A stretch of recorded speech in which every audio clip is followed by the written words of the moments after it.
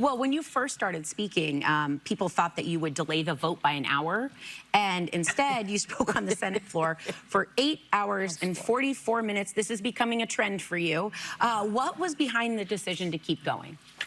Well, I thought, first of all, that this kind of bill, which is going to have such a dramatic impact on people all across the country, I mean, literally millions of everyday Americans are going to be hurt, and it's all being done to reward billionaires. Unacceptable, right? Unconscionable, un-American.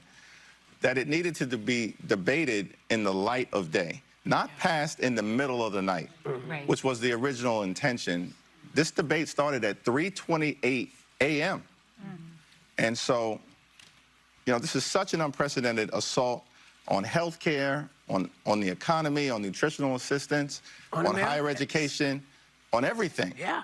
That we just wanted to be able to do everything that we could to fully air the challenges with the bill, but also see if we can persuade just a handful of Republicans to do the right thing by the American people. Well, you persuaded two, and one person, as I understand it, was absent from the vote, which could have changed it. But you're calling this the one big ugly bill.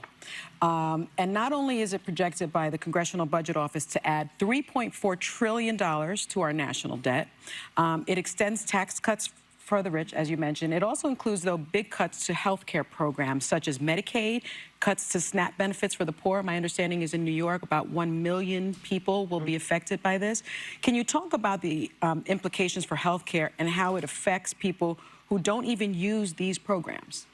Well, first of all, like in America, health care shouldn't simply be a privilege. It should be a right to every single American. And presidents throughout the years, whether that's, you know, Roosevelt or Truman, you know, President Johnson, President Clinton, President Obama, President Biden, have all worked to expand access to health care. Yeah. But what's so extraordinary about this bill is that more than 17 million people will lose health care as a result of the, you know, cuts to Medicaid, the attack on Medicare, the attack on the Affordable Care Act, the Children's Health Insurance Program, and Planned Parenthood. And by the way, MAGA kept saying that it was illegal aliens that were going to be kicked out. Explain to folks that there's not 17 million illegal aliens that are receiving free Medicaid.